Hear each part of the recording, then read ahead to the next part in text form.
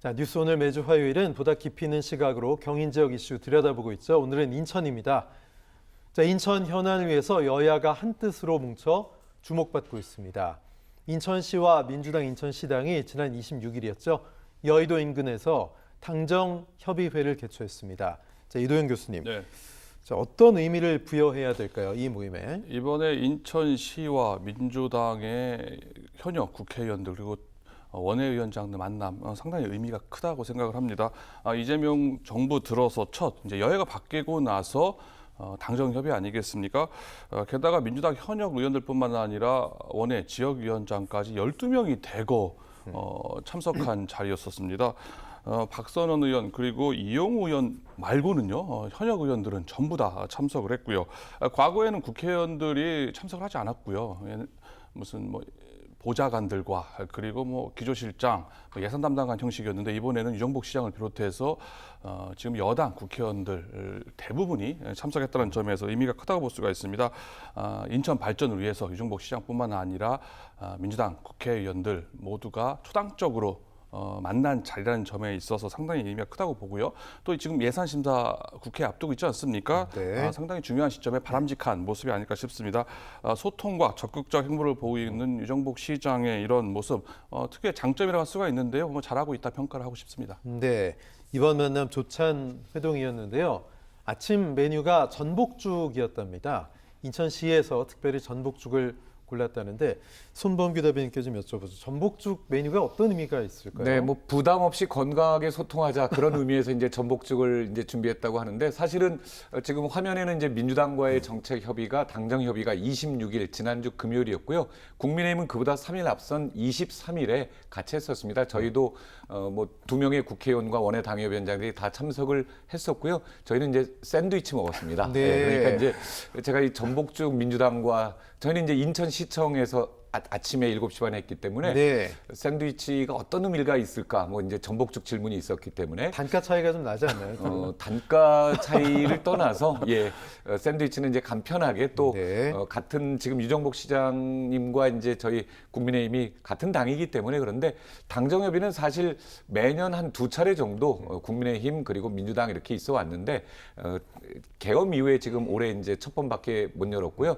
작년에 같은 경우에는 국민의힘은 이제 2번을 걸쳐서 14개 지역구에서 시와 어떤 협의를 하고 국비는 또 어떻게 요청을 하는데 그런 마음들, 그런 논의들을 하는 거기 때문에 인천의 그런 발전을 위한 당정 협의이기 때문에 앞으로도 좀 지속적으로 이렇게 협의가 잘 이루어져야 되겠습니다. 네, 유정복 인천시장을 비롯한 민주당의 인천시당 위원장 또 지역 의원들 어떤 논의를 했는지 좀 구체적으로 살펴보죠. 인천에 여러 현안이 있는데 그 가운데서 영종도와 강화를 잇는 서해 남북 평화도로 2단계 구간을 국도로 지정해서 추진해야 한다. 여기에 의견을 모은 것으로 전해지고 있는데요. 자, 손범규 대변인, 네. 결국은 돈, 재원 문제 아니겠습니까? 그렇죠. 지금 말씀하셨던 여러 가지 이제 안건들 가운데 중요한 것들이 많이 있거든요. 근데 이제 국비, 항상 모든 이 인천시의 사업에 있어서는 국비 지원과 함께 이제 시비 확보가 이제 절실한 문제인데 그런 부분들을 같이 잘 논의하고 있고 지금 여러 안건에서 각 지역별로 그런 논의들이 활발하게 진행이 됐습니다. 네, 그렇군요. 자, 현재 신도 강화 구간 건설에 대한 사전 타당성 조사 영역도 진행이 되고 있는데 인천시가 이 결과를 바탕으로 해서 역시 정부의 재정 투입 필요성을 요청할 계획입니다. 네. 자, 이도영 교수님께 네. 여쭤보죠. 이게 기대 가능한 현안일까요? 예, 충분히 가능하다고 생각을 합니다. 지금 국도로 지정해달라는 이유가 민자 사업으로 지지부진한 상황을 국비로 재정 사업으로 하겠다라는 이제 의도상 국비로 국도로 지정해달라는 얘기인데요. 이게 서해 평화도로 2단계 사업 지금 이재명 대통령의 사실 공약사항입니다. 그리고 강화 남단의 경제자유구역 지정을 위해서는 반드시 전제가 되어야 될 게 바로 서해 평화도로 2단계 사업이라고 할 수가 있는데요. 그 어느 때보다 여건은 좋다라고 볼 수가 있습니다. 실제로 지금 행안부가 재정사업 전환 검토를 공식화를 한 상황이고요. 인천시의 사전 타당성 조사가 끝나고 나면은 재정사업으로 전환될 가능성이 크다. 잘 될 가능성이 높다라고 볼 수가 있습니다. 앞서 말씀드린 것처럼 지금 서해 평화도로 2단계 사업이 민자로 추진되고 있다 보니까 지금 거의 지지부진은 잘 진행이 안 되고 있습니다. 영종과 신도를 잇는 1단계 사업 지금 거의 마무리, 이제 준공을 마무리를 앞두고 있는 상황에서 2단계 사업이 지금 제일 안 되고 있으면 사실 이게 안 되거든요. 그리고 결국은 강화와 신도를 잇기 위해서는 2단계 서해 남북 평화도로 사업을 국비로 재정 사업으로 만들어야 될 필요성이 있는데요. 이날 여야 그날 이제 이종복 시장뿐만 아니라 민주당 국회의원들도 여야 할 것 없이 공감대를 이뤘다는 점에 있어서 긍정적 발언이 오갔다는 점에 있어서 이 사업은 잘 될 것으로 충분히 예견이 된다 볼 수 있습니다. 네. 그 부분 조금만 더 말씀을 드리면요. 1단계는 이제 내년 상반기에 개통이 되고 이도영 교수께서 말씀하신 것처럼 2단계 사업을 이제 민간에서 국비로 해달라. 근데 그게 이제 가능한 이유가 이재명 대통령이 이제 동서평화 고속화도로의 시작점을 강화로 했었거든요. 그러니까 이제 11.1km 구간에 대해서는 국가에서 좀 책임지고 해달라 그런 의미가 담겨 있고 아주 긍정적으로 그렇게 대통령의 공약이었기 때문에 추진되리라 믿고 있습니다. 네, 지금 추진 꼭 됐으면 좋겠고요. 인천 지역의 여러 현안 가운데 하나가 바로 원도심 지역 활성화인데 역시 주요 의제로 다뤄졌습니다. 자, 이 현안이 주요 의제였던 이유, 이도영 교수님. 네. 저 오랜 수건 아니겠습니까? 그렇습니다. 하지만은 인천시가 당정 협의를 할 때 원도심 활성화 방안에 대해서는 잘 얘기하지 않는 경향이 있습니다. 왜 그러냐면 이게 뭐 송도, 뭐 영종, 청라, 검단 등 신도시에 이제 집중되다 보니까 상대적으로 원도심에 대한 대책을 내놓지 못한 점에 있어서 이런 지적이 계속 있어 왔는데요. 실제로 이종복 시장의 대표적인 공약이죠. 제물포 르네상스 프로젝트 역시 동구와 중구에 국한되다 보니까 다른 지역들 부평, 계양, 남동, 연수의 원도심 지역에서 이런 볼멘 소리가 좀 나왔다고 볼 수가 있습니다. 또 최근 민주당 의원들이 원도심을 활성화하기 위한 입법 모임 활동을 하고 있는 상황에서 이런 얘기가 오갔는데요. 최근 극한호가 발생할 때마다 침수, 수해 피해가 발생하는 지역들이 바로 원도심입니다. 이번에 작정동에서 이런 침수 피해가 발생했는데요. 이동수 의원이 이 문제에 대해서 배수 시설이라든지 하수 관로에 대한 투자가 지원이 있어야 되지 않겠느냐. 네. 또 부평구청을 필두로 한 갈산역 부분도 역시 침수 피해가 있습니다. 그러다 보니까 노종면 의원 역시 원도심 활성화 대책을 내놔라라고 얘기를 한 거라고 볼 수가 있는데요. 더 나아가서 또 남동구를 지역구로 하고 있는 이윤기 의원 같은 경우는 지금 노후 계획 도시에 대한 정비 사업이 사실 논란이 되고 있으니 주민들 간의 갈등이 벌어지고 있거든요. 리모델링을 하느냐 아니면은 용적률을 높여서 제한을 풀어서 재건축을 추진하느냐에 대한 주민 갈등이 심해지고 있는데 지금 인천시는 노후주택을 지금 리모델링 사업으로 지금 방향을 틀고 있습니다. 하지만 그러다 보니까 최근 97 부동산 대책에서도 노후 계획 도시를 이제 용적률을 높여서 주택을 공급하겠다는 정부 기조와 또 안 맞는 기조 이런 문제 때문에 이번에 원도심 활성화 대책에 대한 의원들의 얘기가 좀 이어졌다라고 볼 수가 있습니다. 네, 어제는 또 국민의힘 지도부가 인천을 찾아갔죠. 국민의힘 지도부는 인천 중구 상상 플랫폼에서 최고위원 회의를 열었습니다. 장동혁 대표는 인천은 대한민국의 역사와 함께한 도시고 유정복 시장의 공약이죠. 제물포 르네상스를 비롯해 노후 원도심 개선을 통해서 인천이 제2의 황금기를 맞도록 지원하겠다 이렇게 얘기했습니다. 자, 손범규 대변인도 어제 다녀오셨죠? 네. 어떤 기대 가능하다고 볼 수 있을까요? 저 얘기가 장동혁 국민의힘 대표 얘기가 그대로 유정복 시장의 얘기와 통합니다. 그러니까 네. 인천이 발전해야만 대한민국이 성장할 수 있다. 이 결론이 같은 거고요. 이제 방금 원도심에 있어서는 각 지역의 의원들은 본인이 속해 있는 구의 이제 원도심이고 장동혁 대표가 어제 관심을 갖고 유정복 시장과 했던 부분은 인천 전체의 원도심. 그러니까 인천이 출발할 때만 해도 중구와 동구가 대부분 이제 같이 인천에 대표하는 그런 원도심이었기 때문에 지금 어제 많이 논의가 됐던 것은 부평이나 뭐 계양 뭐 남동 요게 여기에 한정되는 게 아니라 인천 전체로 봤을 때 원도심은 인천의 내항과 그리고 또 제물포 쪽 동인천역 쪽을 확 바꾸겠다는 제물포 르네상스와 인천 내항 개발 계획이 합쳤던 겁니다. 그래서 인천 내항 쪽도 이제 문화 어떤 또 관광 여러 가지 또 생활 같이 결합한 그런 것으로 이제 재개발하겠다는 내용이고요.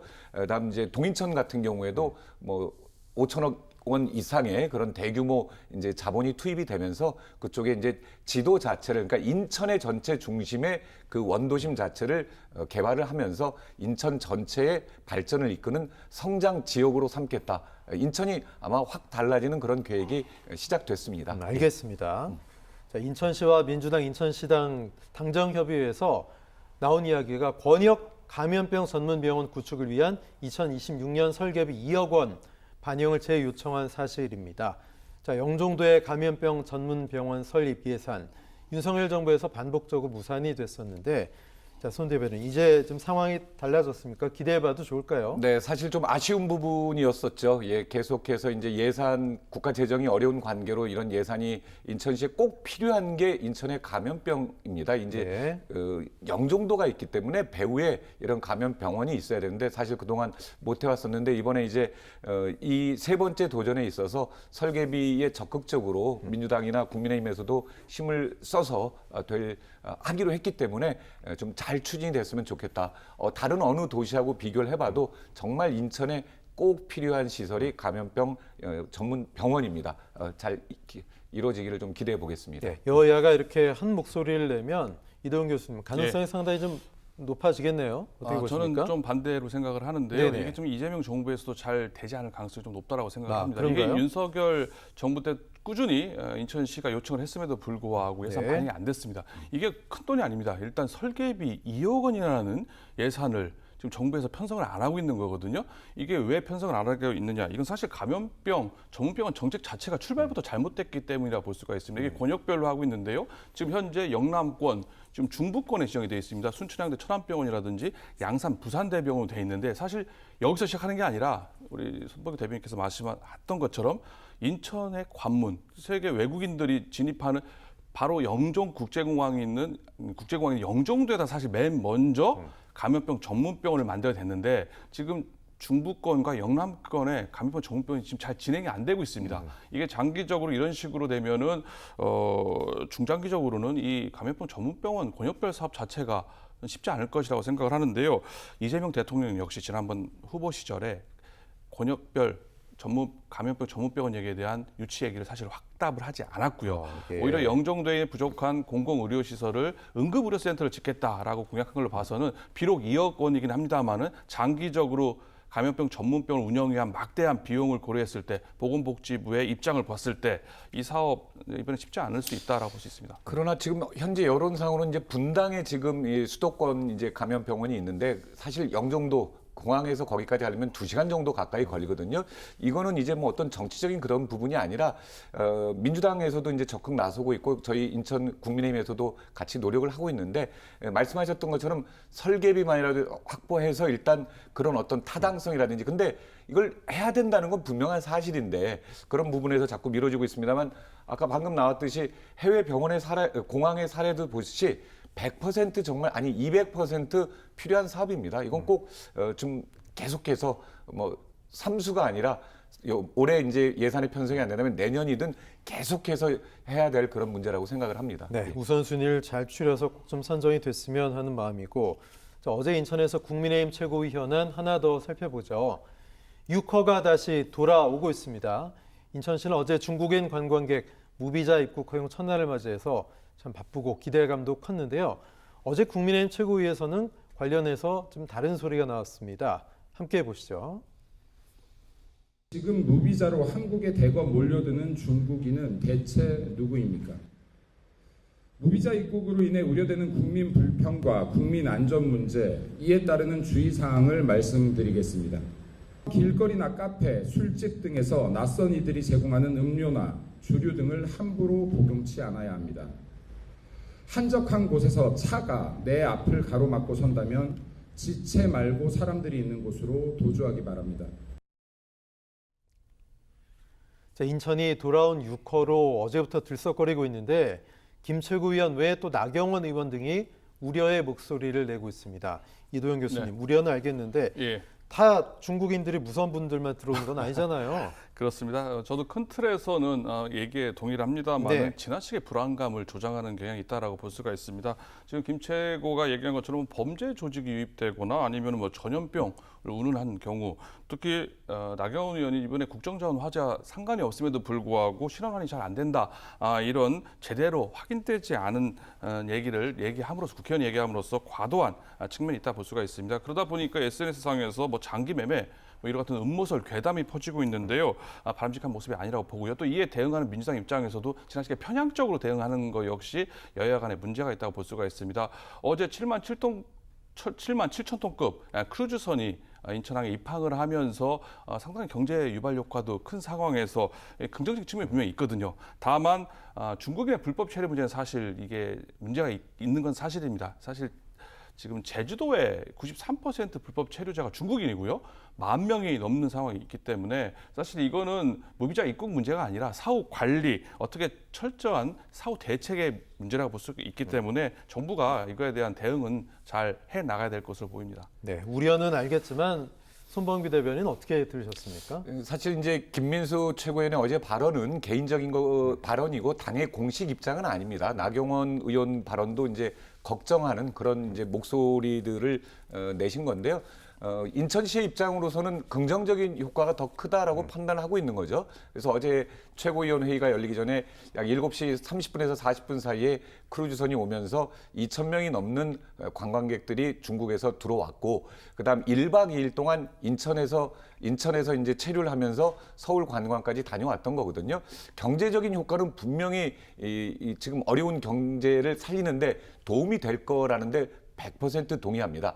그런데 이제 김민수 최고위원이나 나경원 의원 또 일부 많이 걱정하시는 것처럼 검증되지 않고 뭐 와서 불법 체류가 늘거나 아니면 범죄 조직과 뭐 연관이 되는 게 아니냐 이런 얘기가 있기 때문에 그런 부분에서는 우리 당국에서 좀 더 확실하게 관리를 하는, 그러니까 항상 우리가 이제 어떤 선제적인 대응이 중요하지 않습니까? 지금 얘기하는 것처럼 물론 지금 오는 관광객들은 3인 이상이고 신뢰할 수 있는 그런 여행사에서 그 모집을 해서 들어오는 거고, 그에 대한 부분을 우리가 또 비자를 안 내도 입국할 수 있지만 사전에 다 이제 관리를 하는 부분이 있습니다만 그런 부분들을 좀 더 철저하게 해달라, 그런 측면을 말씀을 드린 겁니다. 그리고 경제에 있어서는 반드시 이제 이게 더 우리나라에 와서 많은 외화를 쓰고 갈 수 있도록 여러 가지 다양한 그런 체험 상품이라든지 관광 상품들을 좀 개발한다면 지역 경제 활성화에는 사실 인천은 그동안 제주나 부산에 이 중국 관광객들이라든지 많이 빼앗긴 그런 측면이 있었는데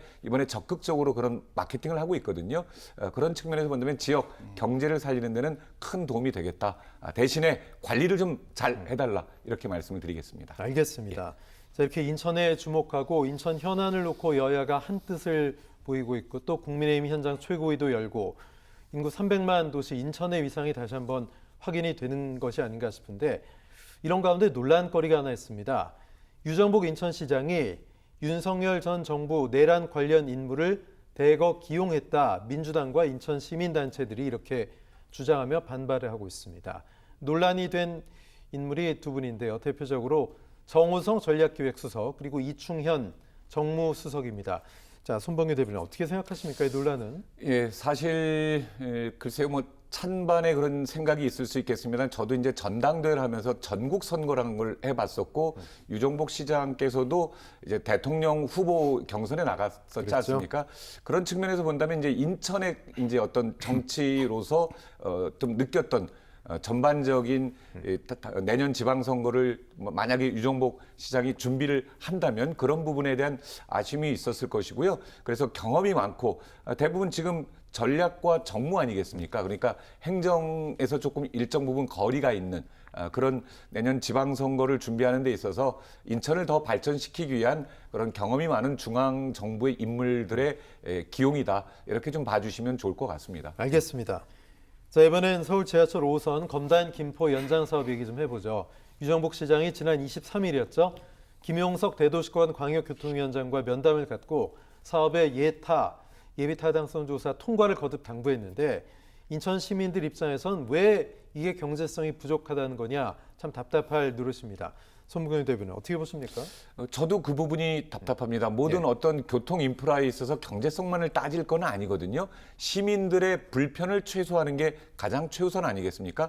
그런 측면에서 본다면 서구 검단 쪽에서 지금 인구가 굉장히 늘어서 내년 같은 경우에 이제 행정구역 분할도 하지 않습니까? 그래서 서구와 검단구로 나뉘는 건데, 지금 검단 쪽에서 출퇴근하시는 분들은 직접 김용석 위원장도 골드라인을 탑승을 해봤지만 그걸 몸으로 느끼고 있거든요. 시민들이 그런 불편을 한다고 하면 국가에서 해야 될 일은 그런 불편을 최소화하는 거고 사실 인천시안과 김포시안 지자체 간의 그런 어떤 팽팽히 맞섰던 부분에서 조정안이 나왔거든요. 그러면 조정안에 또 거기에 좀 부족한 부분이 있다면 양쪽의 의견을 들어서 일단 저는 기본 목표가 이 재정성, 경제성이 문제가 아니라 시민들의 불편 최소화이고 그것을 어떻게 효율적으로 합리적으로 할 것이냐를 고민해야지 무조건 예타에 있어서 경제성 가지고만 할 부분은 아니라고 봅니다. 예. 네, 지금으로선 이게 결론이 언제 날지 그것조차 특정할 수 없다는 게 좀 답답한 것 같습니다. 이도현 교수 어떻게 보십니까? 이 가장 우려스러운 점은 이러다가 검단 신도시 그리고 김포 한강 신도시 주민들의 염원이죠. 5호선 연장이 안 될 수 있지 않겠느냐는 우려입니다. 이게 경제성 검토 이게 지금 빨리 하기 위해서 신속 예타로 지정이 된 거 아니겠습니까? 원래 12개월이라는 철도에 걸리는 일반 예타 기간을 최대한 빨리 신속하게 추진하기 위해서 9개월 만에 예타를 마치라고 하는 신속 예타를 했는데 지금 1년이 지났고요. 결국 신속 예타를 하지 못하는 일이 발생한 겁니다. 오죽했으면은 통과시키라고 이렇게 신속 예타를 해줬는데 경제성 비시값이 이를 못 넘는 일이 지금 한간에는 좀 확인되지 않은 사실이긴 합니다만 언론 통해서는 비시값이 0.5에 미치지도 못한다. 네. 이렇게 해서 어떻게 통과할 수 있겠느냐. 물론 손병구 대변인께서 말씀하신 것처럼 HP 분석으로 인해 가지고 정책적 타당성을 해서 통과시키는 게 있습니다만은 그럼에도 불구하고 신속 예타를 해주지 않은 겁니다. 그러다 보니까는 경제성이 진짜 상당히 낮은가 보다. 뭔가 대책 마련 변수가 발생하지 않으면은 이러다가 5선 연장은 물 건너갈 수 있다라는 우려가 지금 점점 커지고 있는 상황입니다. 네, 결국 문제가 있으면 해결을 해야 되는데 해법이 무엇일까? 일각에선 인천시의 공동 분담한 미제출이 문제다. 또 다른 편에선 김포시의 부실한 협의 또 책임 회피가 문제다. 이렇게 얘기하고 있는데 이도현 교수님 예. 어디가 더 문제입니까? 이번에 신속 예타가 이루어지지 가장 못한 큰 이유는요. 방화 차량 기지에 대한 개발 계획, 비용 분담 계획이 확정이 안 됐기 때문에 그렇습니다. 비용 대비 편익 분석, BC라는 거는 결국은 비용과 편익이 확정이 돼야 되는데요. 얼마 부담하겠다, 어떻게 개발하겠다라는 계획이 전혀 없다 보니까 BC값을 내놓을 수가 없는 일이 발생했기 때문에 신속 예타가 되지 않은 문제가 있습니다. 가장 큰 거는 김포시와 인천시 간의 지자체 간의 합의, 분담 비율에 대한 결정 내용이 전혀 없다는 점이 가장 큰 문제인데요. 이를 두고 인천시와 김포시 간의 내탁 공방, 책임 떠넘기를 하고 있습니다. 기본적으로 지자체가 합의를 하지 않았기 때문에 두 지자체 문제라고 볼 수가 있는데 제가 볼 때는 조금 더 책임 소재를 따지고 보면은 김병수 김포시장이 지나치게 선제적으로 적극적으로 한 건 인정합니다만은 일방적으로 추진하다 보니까 인천시와의 소통, 협의가 상당히 부실하고 소홀했다는 점에 있어서 인천시를 패싱한 김병수 김포시장의 좀 무리수가 이와 같은 일을 초래하지 않았나라고 좀 비판적으로 생각을 합니다. 네, 손 대변인 전향적으로 두 지자체가 좀 합의를 빨리 해야 되지 않을까요? 네, 지자체 간의 합의도 그렇습니다만 일단 민주당이나 국민의힘이나 또 특히 국민의힘에서는 이 5호선 연장을 꼭 하겠다 이런 입장이었고 지금도 적극적으로 이 문제에 대해서 지원할 의사를 밝히고 있거든요. 근데 민주당도 예타 면제 같은 경우에 이제 그런 부분을 총선에서 공약했는데 그 이후에 별다른 관심을 보이지 않고 있거든요. 그리고 말씀하셨던 것처럼 김포시에서 조금 좀 양보해야 되는 측면이 있는데 그것을 계속해서 버티고 있는 게 있는 거거든요. 사실 검단 주민들이 가장 많은 그런 연장선에서 이제 오는 건데 그런 부분들을 중간에서 이제 일방적으로 그렇게 할 게 아니라 이 사업 자체가 표류될 위기 아니겠습니까? 그렇다면 조금씩 양보하고 말씀하셨던 인천시의 공동 분담합 이미 다 제출했고 논의되고 있는 부분이거든요. 그러니까 이건 대승적인 측면에서 어떻게든 처음에 말씀드렸습니다만 주민들의 불편을 최소화하는 방향으로 좀 추진이 됐으면 좋겠다는 말씀드리겠습니다. 네, 지금 말씀하신 것처럼 검단 시민들 입장에선 진짜 이제 인내심의 한계를 느낀다 이렇게 얘기하고 있고 총선에선 민주당이 5호선 예타 면제 공약을 했는데 총선 이후에 관련 언급 싹 사라졌다. 국민의힘도 지난 지방선거에서 5호선 연장을 약속했지만 착공 계획조차 내놓지 못하고 있고 감감무소식이다. 자, 손 대변인, 여야가 이 문제를 어떻게 해결해야 될지 결국 또 내년에 이제 지자체장 선거가 있지 않습니까? 네. 이 문제가 다시 한번 여러 이슈로 떠오를 것 같아요. 사실 그러니까 대광위에서 이 문제에 대해서는 적극적으로 중재에 나서야 되는 거거든요. 양쪽에 뭐 인천시와 김포시의 그런 어떤 이 눈치를 볼 게 아니라 이제 조정안을 내놨으니까 그 조정안에 대해서 설득을 하고 그 부분에 대해서 이제 반발하는 부분을 정리를 해줘야 되는 역할을 하라고 그 위원회가 있는 거 아니겠습니까? 네. 그런 측면을 좀 봐서 사실은 이제 지금 조정안에 대해서는 그래도 많이들 찬성을 하는 분위기이기 때문에 거기서 더 불편한 내용만 좀 찾아서 정리를 좀 빨리 하고 어쨌든 이거 사업 자체가 실종되는 그런 최악의 경우는 막아야 되겠습니다. 네, 이도현 교수께서는 예. 어떤 합의가 필요하고 또 어떤 대책이 나와야 된다고 보세요? 기본적으로 검단 주민들과 김포 한강 신도시 주민들을 위해서 반드시 호선 연장은 필요한 사업이라고 볼 수가 있습니다. 그러기 위해서는 가장 중요한 거는요. 김병수 시장하고 유정복 시장이 만나야 됩니다. 만나서 합의를 이뤄내야 된다라고 볼 수 있고요. 그 다음에 사업비를 높이는 비시값을 높일 수 있는 방안을 모색을 해야 된다고 보는데요. 기본적으로 김병수 시장이 당초 인천시 유정복 시장의 안에서 원당 사거리역을 추가하는 정거장 하나를 추가하는 3분 정도 더 우회하는 그 안을 받아들이면은 손쉽게 이 일이 해결될 수 있다. 먼저 두 지자체장들이 만나서 소통하고 적당히 줄 건 주고 정거장을 하나 늘리는 대신에 합의를 통해서 하루빨리 이 노선에 대한 합의, 분담 비율에 대한 합의를 이뤄낸다면은 이 사업 조속하게 추진할 가능성이 충분히 있다고 봅니다. 근데 정거장 하나 더 넣는 그 문제가 결국은 또 비용 문제나 자기 지역에 대한 이건 지역 이기주의 아니야. 뭐 서로 그렇게 얘기하는 거잖아요. 그럼 좀 해석이 좀 다릅니다. 그 원당 사거리역을 경유했을 때 BC값이 더 높아진다라고 인천시 주장을 하고 있고요. 네. 오히려 거기에 대한 인구를 유입하기 때문에 검단 신도시 원도심 인구까지 다 들어온다라고 얘기를 하고 있지만 반면에 김포시에서는 아니다. 편익 대비 비용이 더 늘어난다라고 얘기를 하고 있는데 이 문제는 또 별개고요. 무엇보다도 이 합의가 돼야만 네. 다른 지역 방화 차량기 지연에 대한 분담 비율에 대한 확정할 수 있기 때문에 조속한 둘 간의 합의가 전제가 돼야 된다고 볼 수 있습니다. 그리고 대광에서는 이런 그런 어떤 경제 타당성 조사를 공개하고 아니면 인천시와 김포시가 공동으로 참여해서 그걸 좀 확실하게 검증할 필요가 있는 거거든요. 네. 그걸 설만 흘리니까 지금 4년째 이렇게 표류되고 있는데 그렇다면 비시값을 높일 수 있는 경제성을 높일 수 있는 방안을 마련을 해야지 계속해서 시민들의 불편만 가중시키는 그냥 계속 연기만 하는 또 김포시와 인천시에만 떠넘기는 그런 거 말고 좀 책임 있는 자세를 기대해 보겠습니다. 네, 5호선 연장 시민들 불편 빨리 좀 최소화됐으면 좋겠습니다.